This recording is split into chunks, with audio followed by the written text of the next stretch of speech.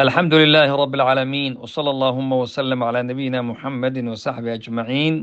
ودرسي لح إيا لباتنات إيا دروستين بشهر رمضان بإذن الله تبارك وتعالى قارهان وقيبتي أن أقوم قعدرني 20 سببا لباتن الريموت وكيني كرين نار تلقا حريو هل حبينو صور شاقنو التوحيد كإلهي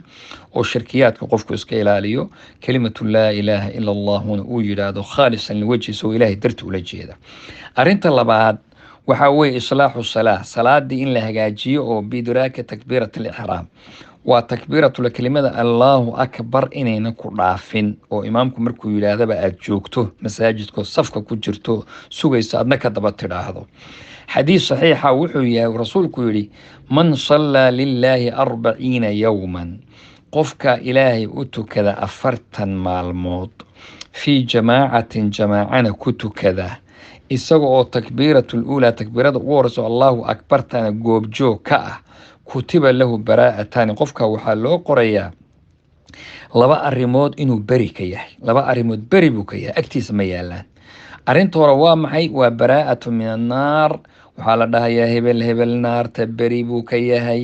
ta labaadna waa baraa'a min annifaaqi hebel hebel waxaa la yidhaha nifaaq iyo munaafiqnimana beri buu qofkaasi ka yahay heblaaye beri bay ka tahay baa meel lagu qorayaa waa xadiis sheekh alalbani xasan oo ka jira fi saxiix iljaamic uu ku soo saaray haddaba waa maxay arrintaas waxaa laga hadlay 40 maalmood inaad salaada 5 salaadoodba aada joogto weeyaan 5 salaadoodba aada joogto waa 200 oo salaadood wey waa 5 lagu dhuftay 40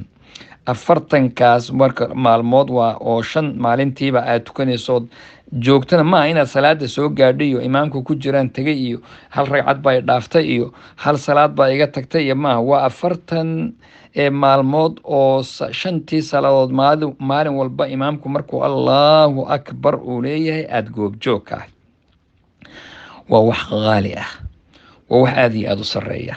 waa waxaad ku helayso in magacaaga lagu qoro meel oo la yidhaahdo hebel wuxuu beri ka yahay naarta wuxuu beri ka yahay munaafiq iyo heli kara labada arrimood in lagu qoro marka haddaba waa maxay waxaa la yidhahdaa haddaad rabto inaad qeybta ka qeyb gasho acbaada iyo culayska hadda adduunyada inaad waxyaabo badan iska fududeysay noqon inaad ilaahay barida ayay noqon salaad walba inuu kugu arsaaq ilaahu salaada kale i gaadhsii inaad maalintii aada hagaajiso camalkaaga si ilaahay habeenkiina kuu kiciyo salaada uga qeyb gasho inaad dunuubta ka fogaato inaad daacaadka la timaado inaad adkaaraha waqtigooda aqrido inaad qof diyaaroon caajisin aada noqoto howl adag baa ku sugaysa cidqi min annaar baad sugi naarta in lagaa xoreeyo ayaad sugaysaa marka iyo inaa salaama min adarki alasfal in naarta isagana munaafiqiinta xaggee la geeyaa naarta meesha ugu hooseysa taasaa ilaahay kaa xoreynaya marka bal isku day inaad gaar ahaan dee raggiiba u suuragelaysaa oo salaadihii waajibkaa ay ku yihiin masaajidka ay tagaan oo jamaacada ka qeyb galaan marka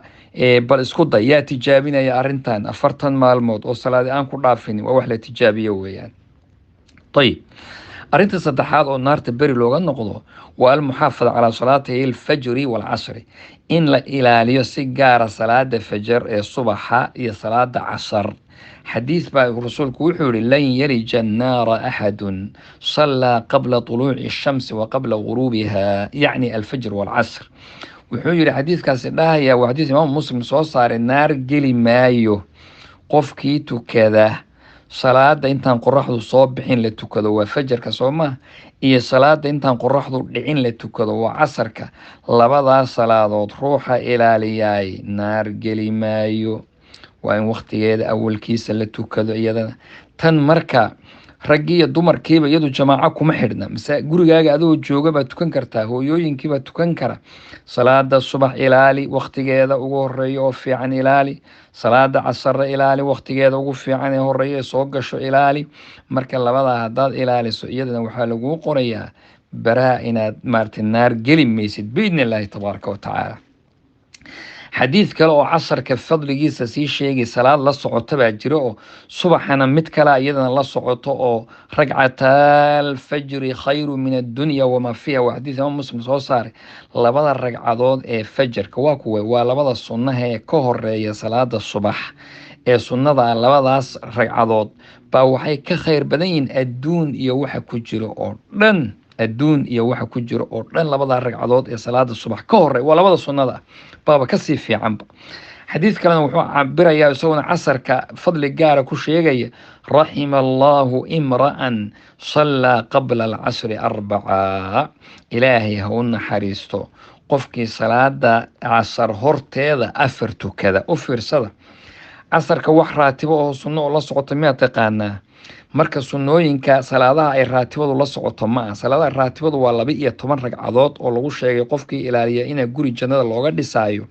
marka kuwa casarka midna lama socon, laakiin arrintan way ka duwan tahayoo waa 4 ragcadood oo casarka ka hor la tukado, raxmadda ilaahay baa lagu helaa, wayna fadli badan yihiin. xadiiskeeduna waa xasan buu ka dhigay sheekh albani fi saxiix aljaamic buu ku soo saaray. marka waa arrintaana hawdayma la-aan ka warqabo, tuko 4 ragcadood salaada casar ka hor biidni illaahi tabaaraka wa tacaala. wasala allahuma wasalam calaa nabiyina maxamed wasaxbi ajmaciin.